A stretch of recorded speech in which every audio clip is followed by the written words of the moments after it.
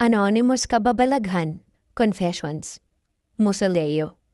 Nangyari ito noong grade 8 student ako, which was last year. Kami at ang mga kaibigan ko ay kasali sa intrams ng school namin. Si Chloe, basketball.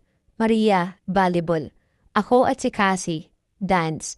Hanggang 6 p.m. yung training rehearsals namin lahat. Pero since matagal na kami hindi nakagala magkakaibigan, nagsinungaling kami sa mga magulang namin na hanggang 9 p.m. yung training namin. Para lang makagala kami ulit. Pagkatapos namin sa practice, nag-decide kami na pumunta na lang sa SMC dahil malapit lang at marami kaming pwedeng gawin doon.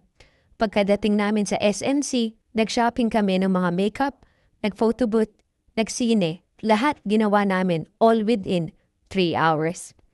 At this point, it was already 9 p.m. Pagod na kaming lahat at uwing-uwi na talaga. Until na-realize namin na kailangan pa namin bumalik sa school dahil iniwan pala namin ang mga gamit namin doon. Naglakad lang kami pabalik sa school. Super dilim na at wala kaming makita sa daan. Habang pabalik kami sa school namin, may nadadaanan kaming sementeryo. Hindi ko alam kung anong pumasok sa utak namin pero nagkasundo kaming lumibot-libot muna sa sementeryo. Habang lumilibot, may nadaanan kaming mausoleo na sobrang laki at maganda. "Guys, explore kaya natin," sabi ni Maria. Sabay-sabay kami pumasok. Pagpasok, hindi ko alam kung bakit pero naghiwa-hiwalay kami. Pumasok ako sa isang kwarto na mukhang bedroom. Nagulat ako nung nakita ko yung kaibigan ko na si Chloe na nakatayo doon, nakatalikod. "Chloe," tawag ko. Wala siyang sagot.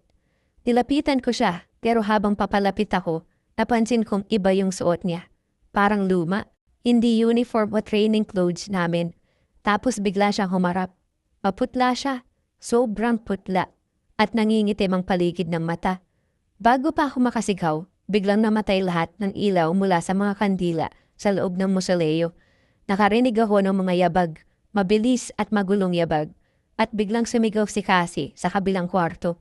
"Tulong!" Tumakbo ako palabas, pero nung lumingon ako pabalik, wala na si Chloe, wala rin si Maria. Pabalik na ako sa gate ng sementeryo nang makita ko sila, nakatayo sa labas ng mausoleo. Pero may kakaiba. Pare-pareho silang nakatingin nang sa akin. Walang emosyon. Tapos sabay-sabay silang mumiti. Naninig ako sa takot at tumakbo palabas hanggang sa makarating ako sa gate ng school. Sa sobrang takot ko, hinintay ko na lang mag-umaga bago bumalik sa sementeryo kasama ang guard. Pagbalik ko kasama ang guard, sarado at kalawangin ang pinto ng mausoleo. Parang matagal nang hindi nabubuksan.